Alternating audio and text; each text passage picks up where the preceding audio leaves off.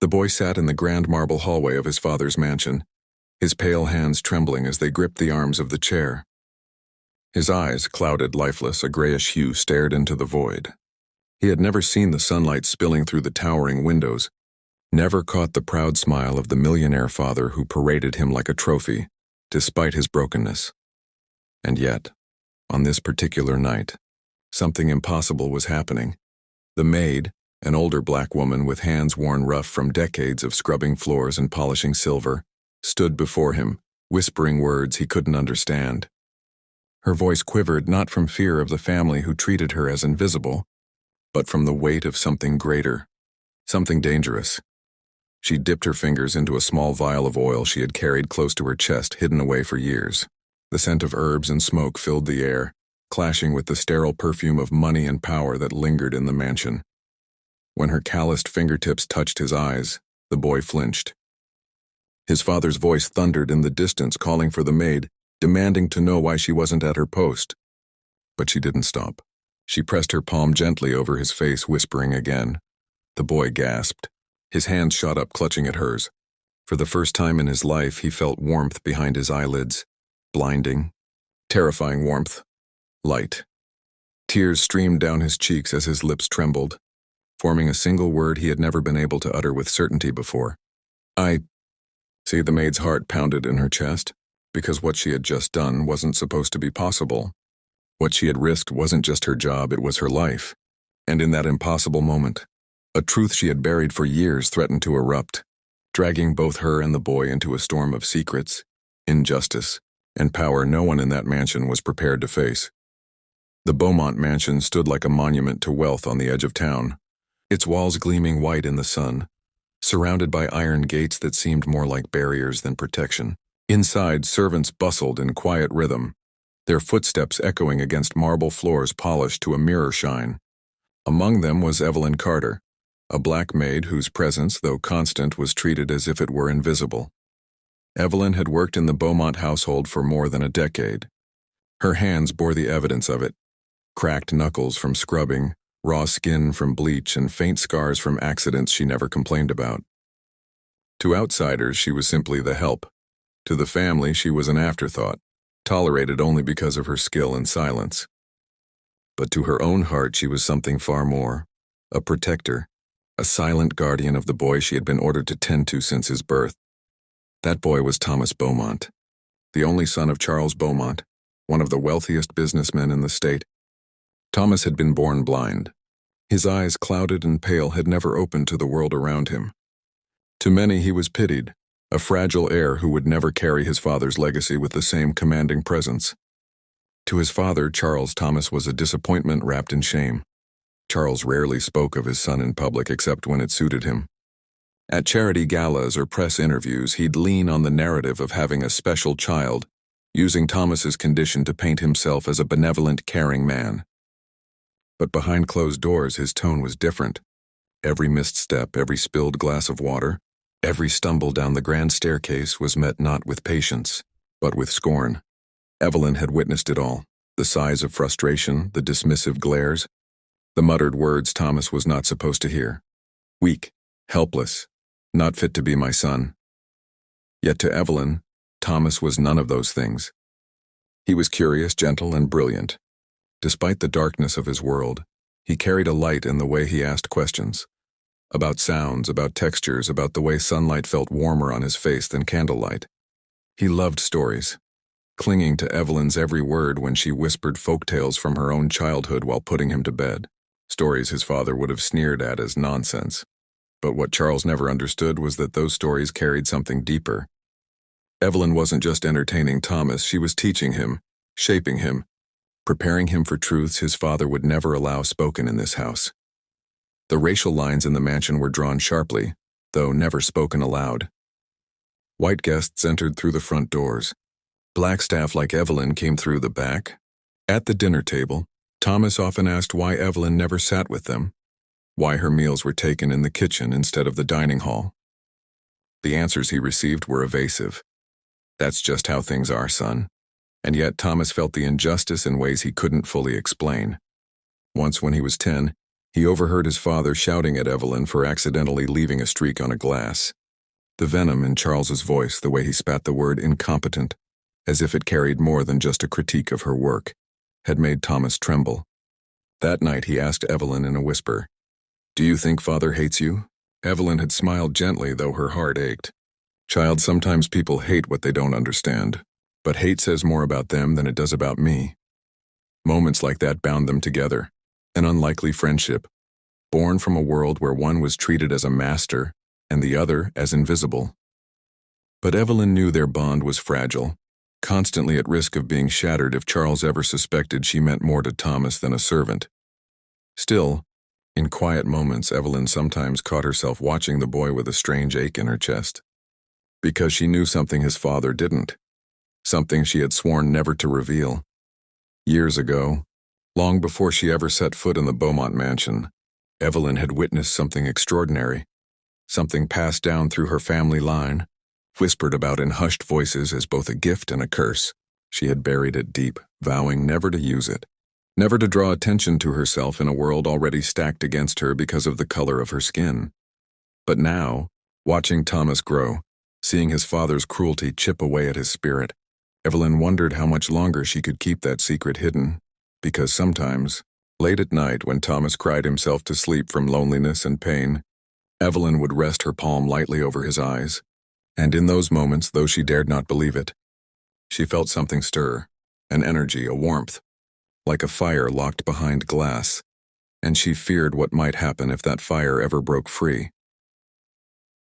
The day began like so many others in the Beaumont mansion, sunlight spilling through the tall arched windows, servants rushing to prepare the dining hall, and Charles Beaumont's booming voice demanding perfection. But beneath the polished surface, the first cracks of conflict were beginning to show. Thomas sat at the long mahogany table, his hands hovering uncertainly over his plate. Evelyn, standing nearby, quietly guided him, placing a fork into his fingers, adjusting his glass so he wouldn't spill water down his shirt. She moved with practiced care, always close enough to help, but never so bold as to draw his father's glare. This morning, though Charles noticed, "Thomas," Charles barked, his deep voice slicing through the quiet clatter of silverware. "How many times must I remind you? You are not a child anymore. Stop relying on her like a crutch." The boy froze, his fork trembling in his hand. Evelyn's breath caught. She lowered her gaze, knowing better than to answer for him. "I wasn't," Thomas began, but his father cut him off. "You were. I see it every day. You've been spoiled long enough. What kind of man lets a maid feed him like an infant? Do you think I built this empire by leaning on others? No, strength is earned. Discipline is forged. And yet here you sit, unable to find your own plate without help." The words landed heavy in the room.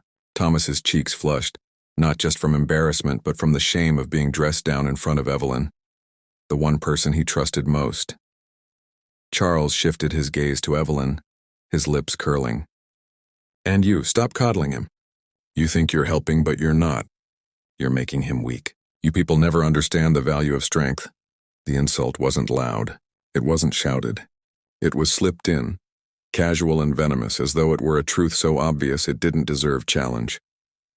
Evelyn's hands tightened on the tray she carried. She said nothing, swallowing the bitterness like poison. She had learned long ago that silence was survival, but Thomas heard it. His father's tone, the way the words "you people" dripped with disdain, and for the first time he asked himself if his father's cruelty wasn't just about him, but about Evelyn too. Later that week, the Beaumonts hosted a dinner party. Business associates filled the grand dining hall, their laughter echoing under the chandelier. Evelyn moved quietly among them, refilling glasses, clearing plates, never speaking unless spoken to. Thomas sat at the table, excluded from the easy conversation swirling around him. A guest, half drunk on wine, leaned toward Charles and chuckled. "Still keeping the boy tucked away, eh? Shame he'll never see the empire you've built. Guess that means the legacy falls to the next nephew or cousin." Charles forced a laugh, but his jaw tightened. "Thomas has his limitations, but we'll find him a place. Perhaps charity work, something that won't require sight or strength." The table erupted in polite chuckles. Thomas's throat closed. His father had reduced him to a spectacle, a weak limb of the family tree in front of strangers. Don. And then, as Evelyn stepped past, one of the guests, a tall man with a slicked mustache, slapped her arm lightly with his napkin. "Careful there, Missy. Don't spill. We wouldn't want the boys' dinner ruined by clumsiness." The laughter came again, sharper this time, directed at Evelyn like knives. She kept her face expressionless, eyes lowered, but inside her chest burned. She knew what they saw, not a woman, not a human, but an object of mockery.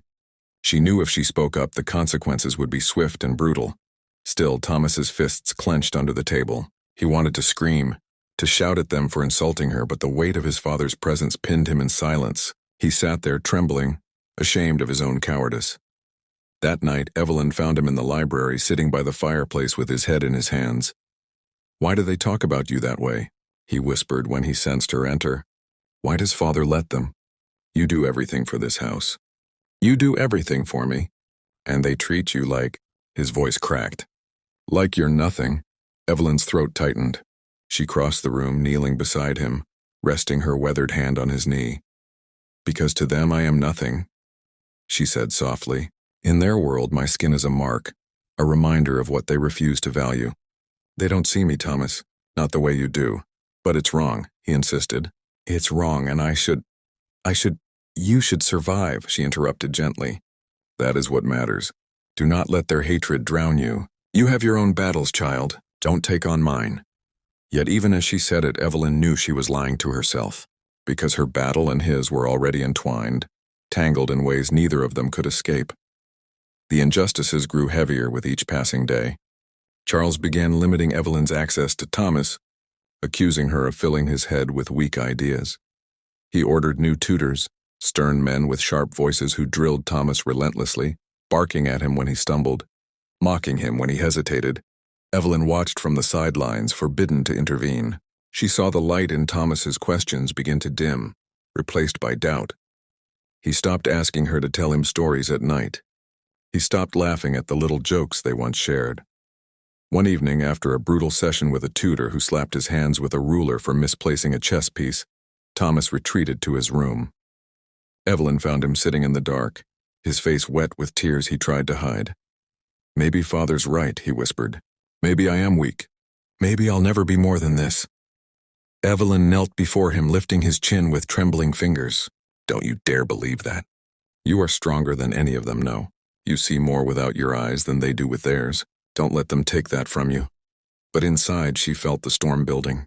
The cruelty of this house was suffocating him, and her secret, the power she had buried, burned hotter each day, urging her to act.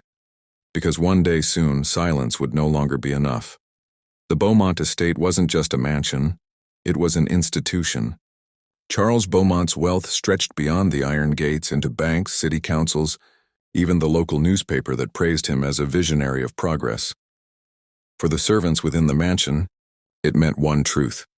The Beaumont name carried power too heavy to challenge, but that power had cracks. And Evelyn began to see them more clearly as others entered the story. The first was Headmistress Whitmore, a stern, silver-haired woman brought in from the most prestigious school for children with disabilities. Charles had insisted Thomas attend her private lessons 3 times a week, convinced she could whip him into shape. From the moment she arrived, Evelyn disliked her. Whitmore carried herself like royalty, her narrow eyes scanning Thomas as if he were livestock up for inspection. "Well," she said after their first session, her lips curling, "he's bright enough, but there's a softness about him, a dependence, typical, I suppose, for a child raised by servants rather than proper instruction." The word servants was weighted, deliberate. Evelyn's jaw tightened, but she lowered her eyes. Silence again. Thomas, however, caught it. That night, after Whitmore's carriage had rolled away, he whispered to Evelyn, "Why does she hate me before she even knows me?" Evelyn smoothed his hair, her voice steady though her heart quaked. "Because sometimes people see the world through glass so dirty, they can't see anything clearly. Don't let her glass become your eyes." But Whitmore's presence changed the air in the house. Charles praised her methods, ignoring Thomas's growing exhaustion. She pushed him to memorize endless recitations, punishing even the smallest mistakes with sharp words. "You'll never be taken seriously if you stammer," she snapped one afternoon, slamming her ruler against the desk. Blindness is already enough of a burden. Don't add incompetence to it. Evelyn, standing just outside the door, clenched her fists until her nails dug into her palms. Meanwhile, another system wrapped its grip around them, the local church. The Beaumonts, pillars of the congregation, sat proudly in the front pew each Sunday. The sermons often spoke of charity, humility, and God's grace, but Evelyn knew better.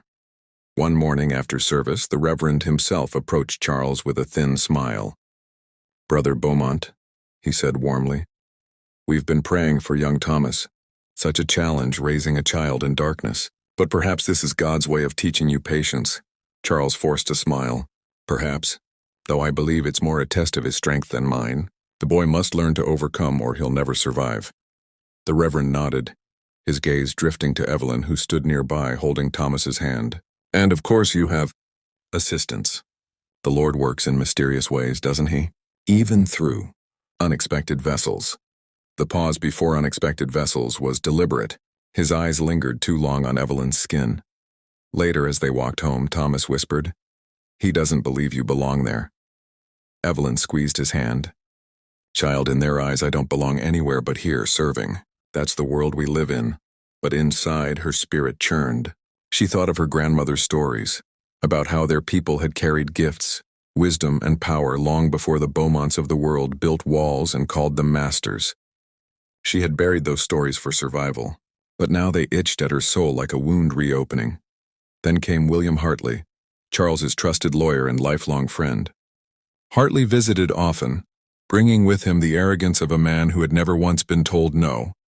One evening, as Thomas sat in the library practicing Braille, Hartley leaned in close to Charles, his voice just loud enough for Evelyn to hear as she dusted the shelves.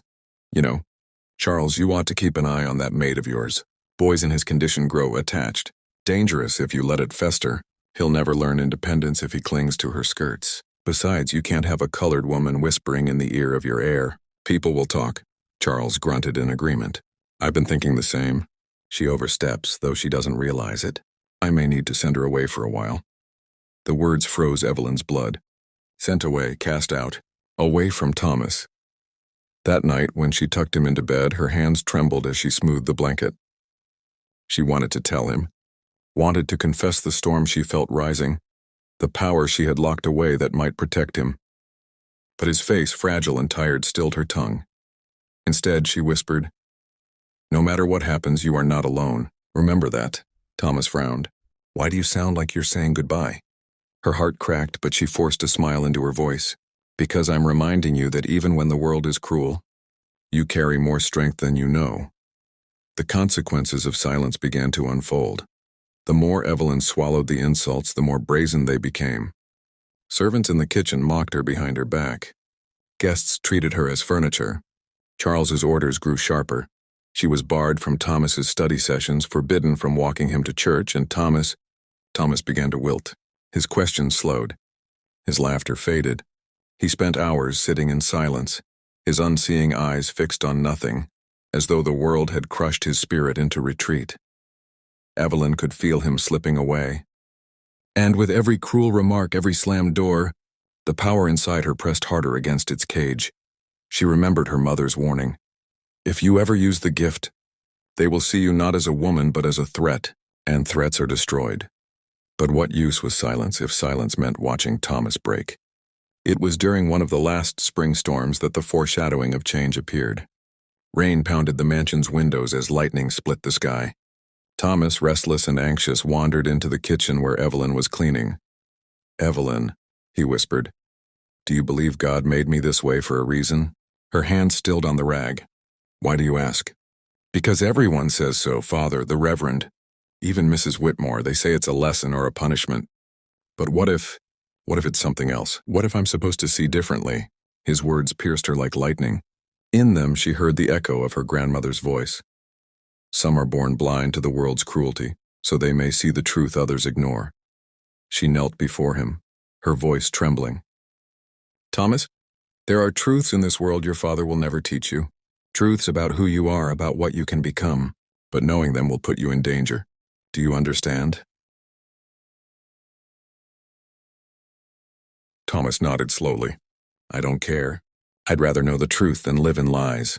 Evelyn's eyes burned with unshed tears. For years she had buried the gift, swallowed her stories, silenced her power. But now she saw it clearly. Her silence was destroying him. And the storm outside was nothing compared to the storm that was about to break inside these walls. The storm had passed, but the mansion felt heavier than ever. Tension hung in the halls like smoke after a fire, thick and suffocating. Charles Beaumont had grown restless. Whispers from Hartley, disapproving notes from Headmistress Whitmore, side glances from his business associates, all of them had planted the same suspicion that his son was growing too attached to Evelyn. Too dependent, that the maid was becoming more than just a servant, and to Charles that was intolerable. It happened one evening in the drawing room. Charles had returned from a meeting, his face flushed with brandy and self-righteous anger. Evelyn was there, helping Thomas with his music exercises, her hands guiding his across the piano keys, patient and gentle. The notes stumbled, but there was laughter between them, a small bubble of warmth in the cold house. That laughter was what set Charles off. He stormed into the room, slamming his cane against the floor. Enough! The piano notes screeched to a halt. Thomas's head snapped toward the sound. Confusion etched across his face. Evelyn rose slowly, her body tense. You, Charles growled, pointing his cane at her. I've tolerated your meddling long enough. You fill his head with weakness. You make him soft. And I will not have my son, my heir, reduced to a crippled fool because of you. Father, stop, Thomas began, but Charles's voice thundered over him. Do you know what they say about me? That my empire will crumble because my only son is blind, and now they whisper that he clings to a servant like a child, a black servant. His voice cracked like a whip. Do you have any idea the shame you bring to this family? Evelyn's hands trembled at her sides. Every word was a lash across her back. But worse than her own humiliation was the way Thomas's face crumpled, his lips trembling as though the very air had turned against him.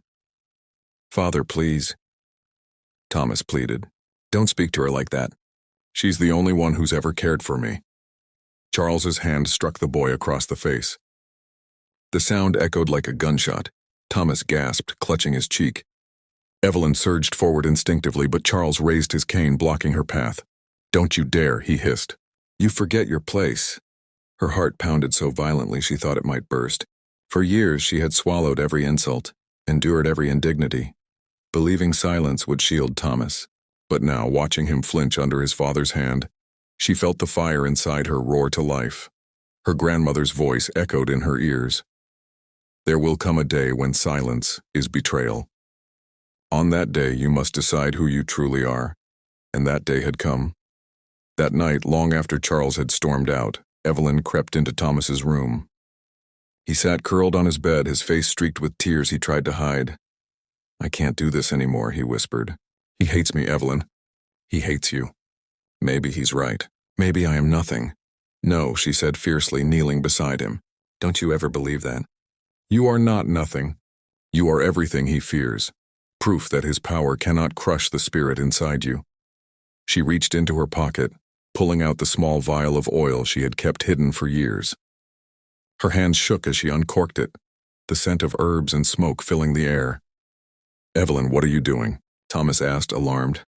Something I should have done long ago, she whispered. I swore to myself I'd never use this gift. But I cannot watch you suffer anymore. If the world wants to call me dangerous, then let it. Tonight I will give you what your father never could. Freedom. Her fingers, rough yet tender, pressed the oil against his eyelids. She whispered words in a language older than this mansion, older than the Beaumont name, older even than her own fear. At first, there was only silence. Then Thomas gasped. A warmth bloomed behind his eyes, bright and terrifying. He clutched at her hands as light, actual light, pierced through the darkness he had known all his life. And then, with a cry, his eyelids fluttered open. He saw. The first thing his eyes ever beheld was Evelyn's face.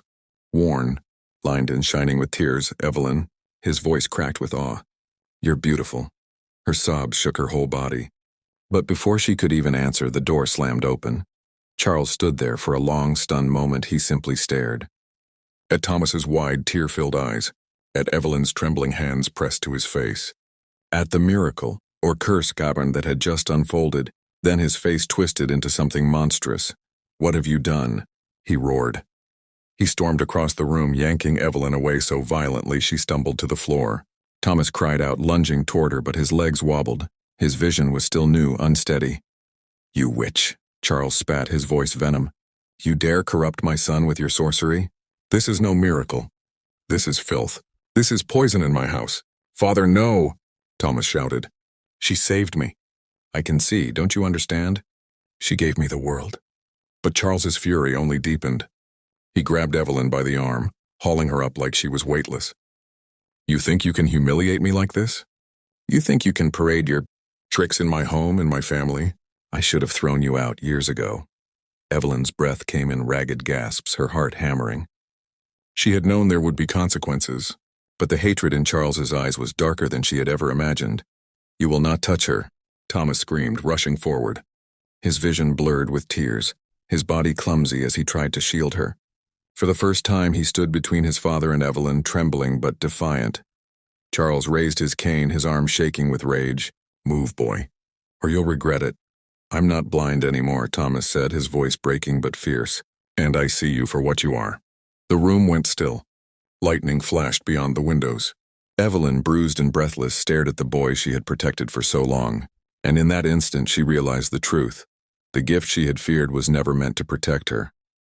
It was meant to awaken him, but at what cost?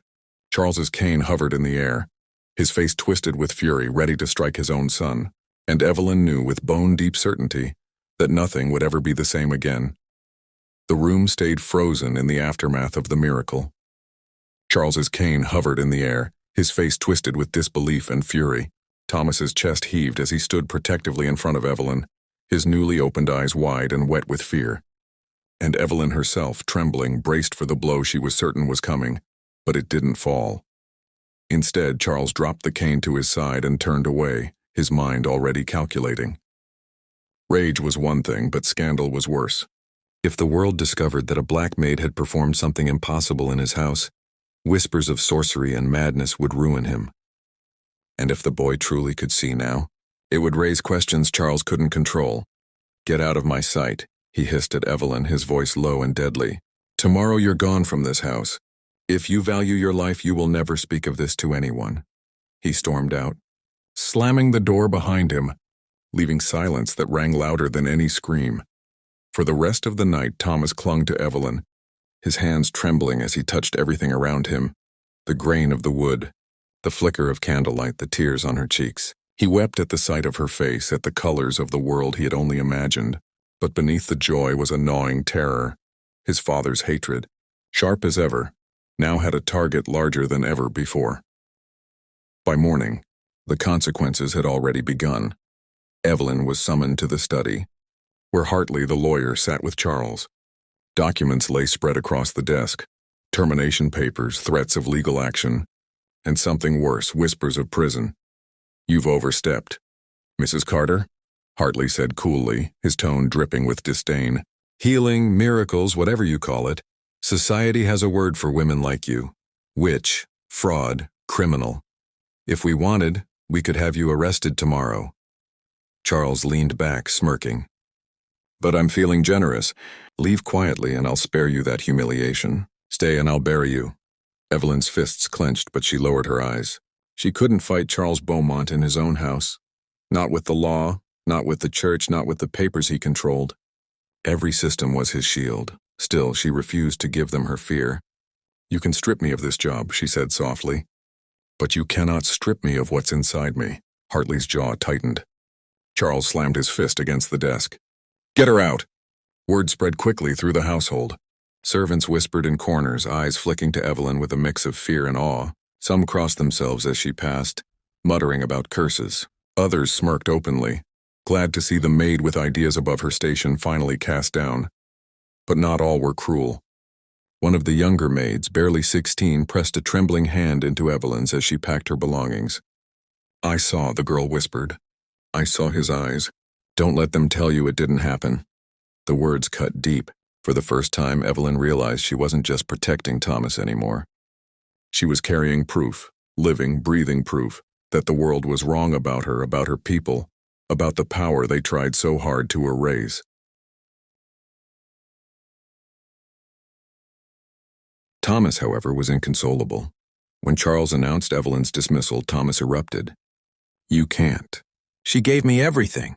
Without her, I'd still be blind." Charles' voice was ice.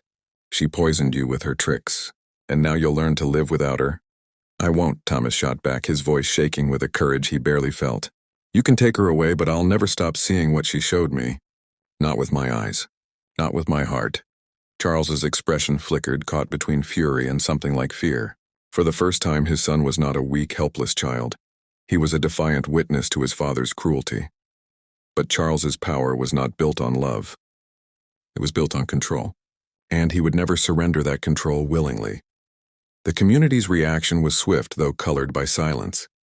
Church leaders hinted in sermons about false prophets and the danger of those who claim power outside the Lord.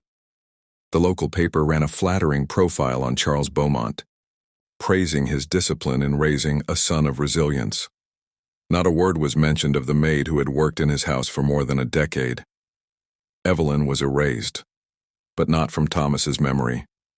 Every night, alone in his room, he touched the edges of things, the spines of books, the curves of candle holders, the texture of velvet curtains, and whispered her name.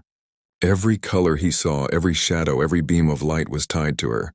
She had given him the world, and in return, the world had cast her out. Yet in the shadows of that pain, a deeper truth stirred because whispers began to ripple, quietly, among the servants and the poor in town. A story of a black woman who had made a blind boy see, a story the Beaumont name could not fully suppress. To some it was nonsense, to others blasphemy, but to a few it was hope. And Evelyn, walking away from the mansion with nothing but a small bag in her hand and the fire of her gift burning brighter than ever, knew this. Her silence had ended. The systems that tried to erase her, wealth, law, church, society, had only made her more dangerous. Because now she carried not just a secret but a story, and stories once loosed could not be caged again. Years later, people would ask Thomas about the first thing he ever saw. Some expected him to say the sky, or the lush gardens of his father's estate, or even the face of his father himself.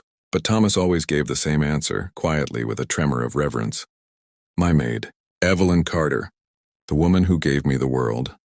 After she was cast out of the Beaumont household, Evelyn did not disappear. She carried her gift into the streets, tending to the sick, comforting mothers, praying over children who had been cast aside just as she had been. Some called her a fraud, others spat at her feet. But there were those who came in secret, desperate for hope in a world that denied them even the smallest miracle. She had no mansion, no wealth, no shield from the cruelty of systems built to keep her silent. But she had something greater, the memory of a boy who saw light for the first time under her hands. That memory burned like a torch, guiding her through every night of hunger, every whisper of witch, every door slammed in her face. And Thomas carried her too. Though Charles worked tirelessly to erase Evelyn from the Beaumont legacy, Thomas never forgot. He studied relentlessly, his eyes devouring the books that had once been meaningless to him. He asked questions his father hated. Why did Evelyn have to leave? Why are people treated differently because of the color of their skin? Why does truth get buried when it threatens power? The boy who had once lived in darkness grew into a man who saw too clearly. When Charles died, the fortune and the mansion became Thomas's burden. But instead of carrying on his father's legacy, he broke it apart.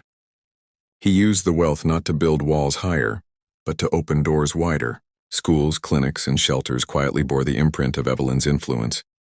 Though the world never knew her name, every brick laid, every book donated, every life touched was his rebellion against a system that had taught him that Evelyn was nothing. His life's work was proof that she had been everything. But this story is not simply about one boy and one maid. It is about what happens when power fears the powerless. It is about a world that would rather call a miracle witchcraft than admit that a black woman could hold something sacred.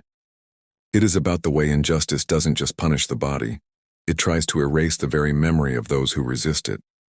And yet, memory is the one thing that refuses to die. Evelyn's hands, scarred from labor, trembling as they cupped Thomas's face, did more than open his eyes. They planted a seed that grew into defiance, into change, into a quiet revolution that even Charles Beaumont's wealth could not suffocate. Think about that. How many Evelyns have been cast out of history? How many names have been stripped away, their stories rewritten by those in power? How many gifts have been buried because the world could not bear to see them shine? And yet, how many seeds have they planted anyway? Seeds that live on in the students who fight for equality, in the mothers who refuse to let their children be silenced, in the communities who gather when tragedy strikes and say, "Not one more." The systems of racism, of erasure, of silence, they are strong, but they are not eternal, because every Evelyn carries a truth that cannot be caged. So as you sit here listening to this story, ask yourself, who are the Evelyns in your life? Whose stories are you ignoring or dismissing or failing to protect? Whose voices are you allowing to be erased because it is easier, safer, more comfortable to stay silent? And more importantly, what will you do when the moment comes? When you witness injustice, will you look away like the servants in the Beaumont house? Or will you risk something, comfort, reputation, even safety, to speak, to act, to protect? Because the truth is this: miracles do not happen in marble mansions. They happen in the hands of those the world calls less than. And the greatest miracle is not sight or light or even healing. The greatest miracle is courage, the courage to carry a story forward no matter who tries to bury it. Evelyn Carter never saw her name in the newspapers. She never had her face carved into stone or painted onto portraits. But she lived on in Thomas and through him, in every life he touched, and maybe, just maybe, she lives on in you now too. Because once you've seen the truth, you cannot unsee it. The question is, what will you do with it?